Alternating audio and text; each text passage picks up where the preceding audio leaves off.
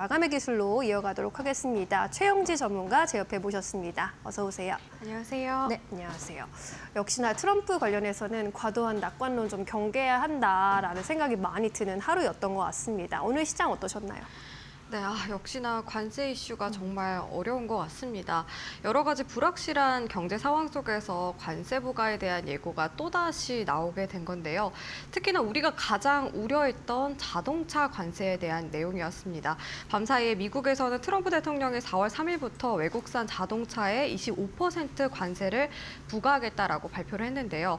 주요 대상으로는 우리나라를 비롯해서 일본, 유럽, 멕시코, 캐나다산 자동차입니다. 아직까지 확실하지는 않지만 그럼에도 불구하고 4월 달에 관세 부과 가능성이 높아졌다라고 바라볼 수가 있고요. 이와 더불어서 미국 자동차 제조업 부흥과 연 1,000억 달러 세수 증가 목표를 발표하기도 했습니다. 아무래도 철강과 알루미늄 이후에 세 번째 품목별 관세 조치인데 사실 우리나라의 경우는 수출 국가이고 특히 자동차 수출이 품목 1위입니다. 그만큼 큰 타격이 예상이 되는 상황인데요. 수치적으로 말씀을 드리자면 일단은 자동차 작년 기준으로 수출액만 해도 347억 4,400만 달러입니다. 우리나라 돈으로 51조 원 정도라고 볼 수가 있는데요. 그중에서 대미 수출이 27%나 차지를 하고 있습니다. 정말 극단적이게 바라봤을 때 대미 수출 위주로 급감을 하게 된다면은 10%에서 20% 정도는 수출액이 감소할 가능성이 높다라고 바라볼 수가 있습니다. 현대차의 경우에도 굉장히 미국에 대한 의존도가 높은데요. 수출 기준으로 118만 대 정도 수출을 하고 있는데 그중에서 54%가 미국에서 발생을 하는 거고요. 기아의 경우도 101만 대가 수출을 하고 있는데 그중에서 38%가 미국에 해당이 됩니다. 이렇듯 이번에 관세 부과에 따라서 우리나라 자동차 업계가 타격을 입는다면 아무래도 우리나라 코스피 시장의 경우 자동차 비중이 조금 높은 편인 만큼 코스피가 전반적으로 약세 흐름을 보일 가능성이 높다라고 생각을 하고 있습니다. 제가 이전부터 말씀드렸지만 철강이라던가 알루미늄 관세 또한 자동차 업계에 타격을 줄 가능성이 높다라고 말씀을 드렸었죠. 자동차 한 대당 철강 1톤 그리고 알루미늄 250kg이 들어간다. 대신에 그 이후에 원자재 가격이 올라가게 되면은 자동차 기업들이 그 부담을 이겨낼 수는 없다라고 말씀을 드렸습니다. 근데 거기에다가 이렇게 자동차 관세까지 부과가 된다면은 소비자들이 더욱더 지갑을 열기가 어려워지겠죠. 그런 만큼 자동차 업계들이 실적이 급격하게 악화될 가능성이 높다라고 바라보고 있습니다. 안 그래도 최근 들어서 현대차 투자 관련된 이슈가 있었잖아요. 그래서 바닥권에서 자동차 종목들이 좀 올라오는 흐름을 보인 만큼 지금 상황에서 보유하고 계신 분들이라던가 조금 보유하는 거를 고민하시는 분들이 많이 계실 것 같아요. 그런 분들이라면 4월 달에 관세 부과 이슈가 지난 이후부터 조금 고려를 해보시는 게 어떨까라고 말씀을 드리겠고요. 네. 이뿐만이 아니라 반도체 쪽도 사실 지금은 또 여러 가지 좀 고민거리가 생기겠죠. 자동차가 먼저 이제 관세 부과가 시작이 되면은 반도체도 당연히 피해갈 수 없는 상황이 찾아올 텐데 우리나라의 경우 이제 자동차와 더불어서 반도체 쪽도 수출 의존도가 굉장히 높은 국가인 만큼 그런 부분들도 염두에 두면서 바라봐야 될 것 같습니다. 이런 상황 속에서 저는 좀 어떠한 전략을 추구를 해야 되냐 고민하시는 분들 많이 계실 것 같은데 저는 사실 포트폴리오에 있어서는 자동차랑 반도체는 필수적으로 넣어야 된다라고 항상 말씀을 드리지만 지금 관점에서는 조금씩 보류를 하면서 4월 이후부터 접근해 보시는 게 낫겠다라고 생각이 들고 반도체의 경우에는 사실 좀 장기적인 관점에서는 저는 아무래도 우리나라 주력 산업이기 때문에 장기적으로는 우상향한다고 보고 있지만 올해는 조금 좋지는 않을 것 같습니다. 그래서 분할 매수 관점에서 접근해보는 전략을 좀 제시를 해드리고 싶고 그리고 수출 관련된 부분들 향후에 어떻게 변하는지도 우리가 지표를 꼼꼼하게 따져보면서 투자를 해야 된다고 생각을 하고 있어요. 그리고 현대차 그 투자 관련된 이슈도 조금 더 설명을 해드리자면 투자에 대한 것들도 나중에 장기적으로 봤을 때 비용 부담으로 작용할 수 있다는 것도 좀 생각을 해보시면서 보수적이게 바라봐야 되지 않을까라고 말씀을 드리도록 하겠습니다. 계속해서 내일 시장 전략 세워가 보도록 하겠습니다. 금요일장이네요, 내일은. 어떤 전략을 좀 가지고 대응해 보는 게 좋겠습니까? 네, 여전히 불확실성이 커진 만큼 경제 지표를 꼼꼼하게 따져봐야 된다라고 말씀을 드리고 싶습니다. 이번 주의 경우에는 경제 지표, 중요한 경제 지표들이 많이 발표가 되는데요. 오늘 밤의 경우 미국의 4분기 GDP 확정치가 발표가 됩니다. 이 부분에 주목을 해보시는 게 좋을 것 같은데 GDP의 경우에는 3번에 걸쳐서 발표가 됩니다. 속보치와 잠정치, 확정치로 발표가 되는데요. 속보치의 경우에는 예비 데이터를 통해서 발표가 되고요. 잠정치는 일부 최신 경제 지표가 포함이 됩니다. 그리고 확정치가 공식이라고 생각하시면 될 것 같은데 네. 이번이 확정치가 발표가 됩니다. 시장에서 전망을 하는 거는 전기 대비 연율 2.3% 증가를 전망을 하고 있는데 이 부분과 부합하는지 먼저 확인을 하시는 게 좋을 것 같고요. 특히나 미국의 경우에는 소비가 굉장히 중요합니다. 소비 의존도가 높은 사업을 진행하는 기업들이 많이 있다 보니 이 기업들의 실적으로 이어질 가능성이 높기 때문인데요. 특히 소비 지표가 이번에 함께 발표가 되는데 미국 경제의 소비는 70%를 차지를 합니다. 그만큼 소비 흐름이 굉장히 중요합니다. 이 지표도 꼼꼼하게 따져보셔야 될 것 같고요.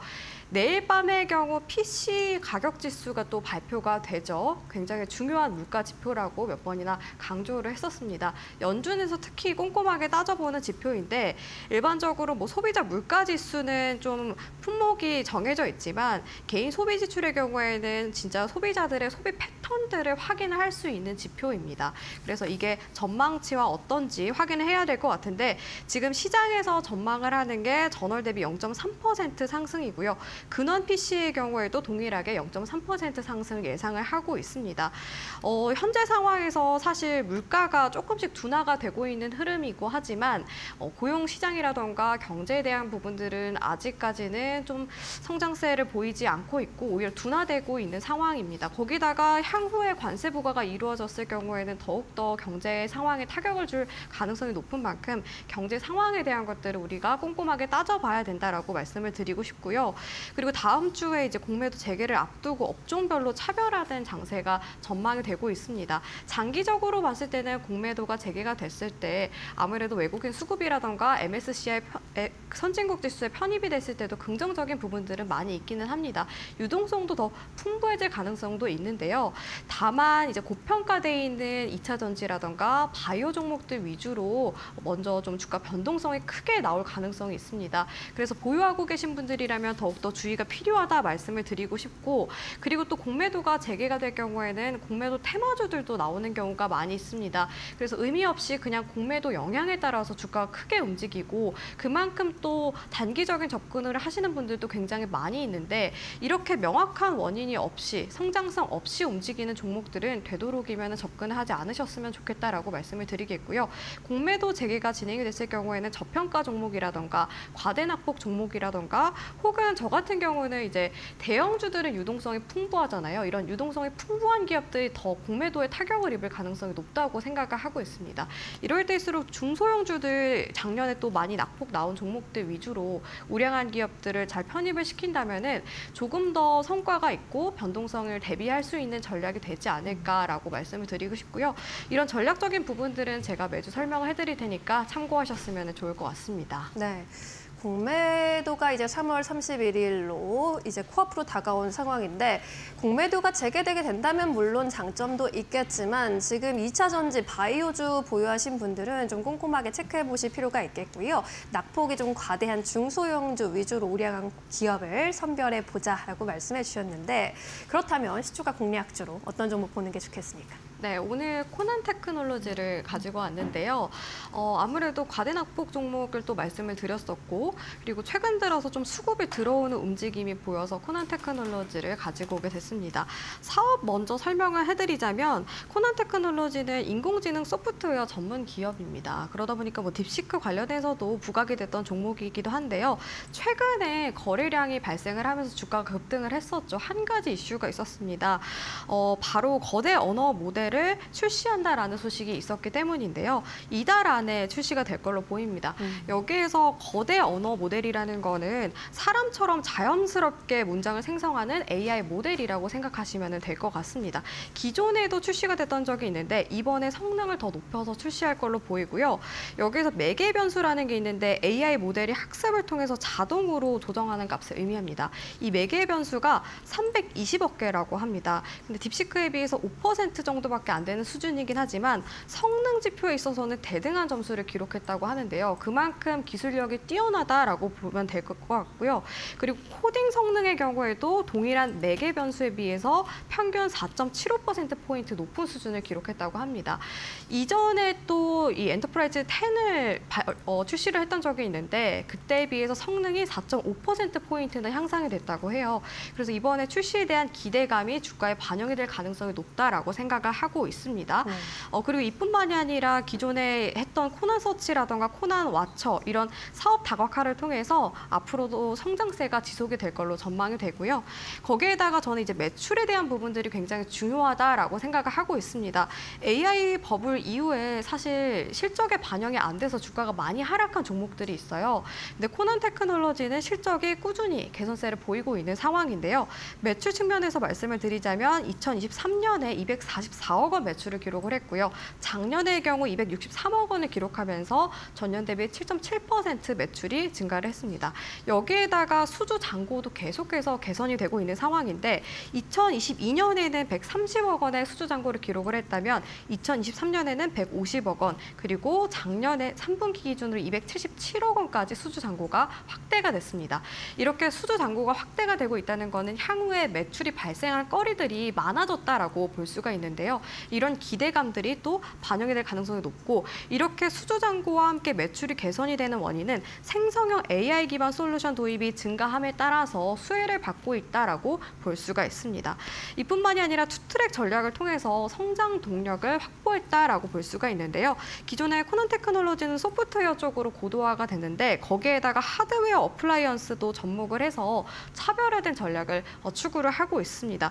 이렇게 될 경우에는 공공기관과 민간 시장에서 AI 기반 솔루션이 더 범위가 확대가 될 가능성이 높아서 실적 개선이라던가 성장성에 있어서 긍정적인 측면이라고 말씀을 드리도록 하겠습니다. 가격 전략 말씀을 드릴 건데요. 네. 오늘 기준으로 아무래도 시장이 전반적으로 많이 빠진 만큼 코난 테크놀로지도 5%대 하락을 하면서 마감을 했습니다. 최근 들어서 이렇게 대량 거래량과 함께 주가가 급등세를 보였었는데 어제 기준으로 보자면 고가가 28%까지 올라갔고 마감가가 21%에 마감을 했습니다. 오늘 좀 일목균형표 기준선 부근에서 저항받으면서 좀 눌리고 있는 상황인데 눌림목 구간대에서 좀 접근해 보시는 게 어떨까라고 생각을 해서 제시를 해드리도록 하겠고요. 지금 상황에서는 최근에 발생을 했던 고점 구간이 29,000원 구간입니다. 이 구간대가 1차 저항대로 작용할 가능성이 높습니다. 그래서 목표가의 경우에는 29,000원을 제안을 드리도록 하겠고요. 손절가는 정말 고민을 많이 했던 것 같습니다.